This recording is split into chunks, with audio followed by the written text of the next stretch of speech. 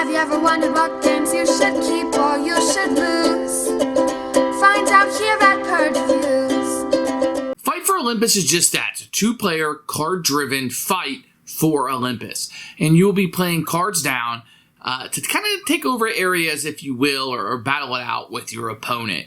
And what you're going to have here, what's really neat about this is that in order to play cards, you have to discard other cards in order to play it. Now, this has been done in other games before, but it's a really neat mechanism that I like because you have strong tactical decisions and long-term strategy about which cards am I going to give up in order to play this card. So you almost have to value the cards out.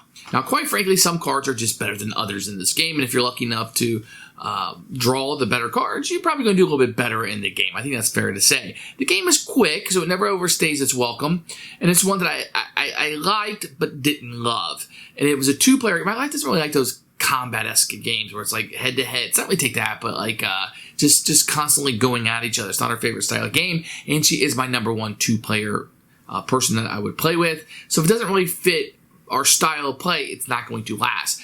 That's not to say Fight for Olympus won't be for you. You just have to like that kind of butting heads constantly kind of thing. There are things that I like about it. Is it completely balanced? I mean, I don't know if I've played enough times to be able to comment on that. I didn't feel like it was. I feel like sometimes the draw deck can help you out quite a bit. And I don't know if I was ecstatic about that. But for me, it's a fine, forgettable experience. You probably look at the flow of the game and know if you like it or not. For me, it's going to be a Purge. Here's the Fight for Olympus, a two-player game by Matthias Kramer. Open up, you're going to get a rule book, which take a look in a few minutes. Inside, you can see it's fairly empty. You're going to get a little board that will come out, has some artwork on the back, which will be directly from the box cover. And then you'll just have like this little scoring track down here and the different cities that you'll have here. Now, this would have been nice if it would have had the icons on it that you're going to get for these areas. It does not, but it would have been pretty cool if you would have. You're going to get some wooden bebops and doodads and hickory sticks in here. These will be the different colors. And then you're going to get some cards. The cards are pretty nice with different little artwork. And I actually like the artwork on this. The icons are very easy to use. Kind of generic in the card size and the card stock, but it works fine for this game. Here's the rule book. You can see that's pretty powerful and colorful in the front. You have the contents here without pictures. And you kind of open it up like this. This will be set up over here. And then you're going to have a breakdown of the cards. And then the course of play will start here. This is everything you do on a turn. And then on the flip side, you'll have 2 pages of just explanation. Really, this is all of the game right here with the game end and the scoring. So very simple game to play. Very simple game to pick up and play. You'll probably need maybe 10 minutes to get through this. I didn't have any issues. The game, I mean, you've been here, done this before, so this is going to be very simple for you to pick up and play. So the game will end in one of 3 ways. If somebody's able to get 7 victory points, what you'll be doing is you're taking one of these and pulling it all the way around. So that'll be the 7 points that you'll have. Also, if you have a card on each side of this and you fill up your entire side, then the game will end also. Or if the deck runs out, then whatever side that the scoring marker would be on, whether it's on this side or that side, would dictate who the winner is. So if it's on here on the 2, and we already went through the deck, then this player on this side would win. That's kind of how that works. So you're going to have a hand of cards that you'll have. And the first thing you do is turn it is you can play these cards. And like say I wanted to play this blue card right here. I want to play Meleager, which is every time Meleager's opposing unit is discarded, draw a card. 1 attack and 3 damage. So I want to play him down there. I would have to give up a blue and a green. So this has a blue and a green icon. So I can just discard these cards out for right now. And then I have played that card. And I continue to play cards. So I could play this red one. Say I wanted to play this guy down. I want to place him there for whatever reason. I would have to give up a red card because that's the requirement. I have one in my hand.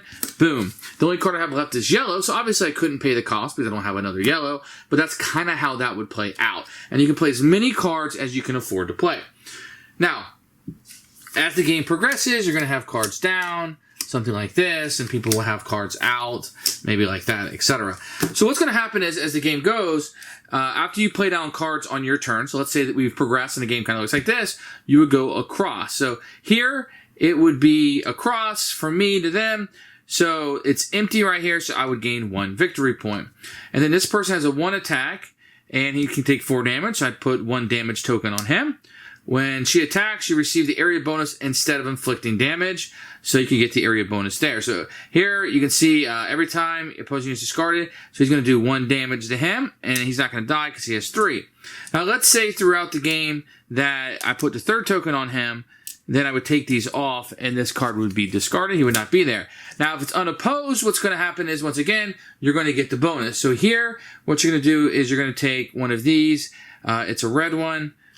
So it would come over on this side of the board, and you would have that on your side. Down here, if you were to win unopposed, then you get to draw an extra card from the deck. So you can add one of these to your hand. At the end of the turn, you would draw 2 extra cards. These would go in your hand, and then the next person would go. And once again, that would continue as you're playing these cards down until either somebody gets 7 victory points, the deck pile runs out, and whoever has this marker on this side would be the winner. Or if you're able to get all the cards on this side, then you would also win. That's how you play Fight for Olympus. Who should buy this game? 2-player only. So if you have a lot of time for 2-player games, it's something you like, and you like that kind of butting heads aspect of it, then you'll like this. If the theme of Olympus really appeals to you, I think it should go up for you. This is definitely one. It's kind of like those games that kind of maybe you don't like Babel, maybe that's too much in your face, but you want a little in your face, then Fight for Olympus will do it for you. For me, it's a little bit too much. It'll be a Purge.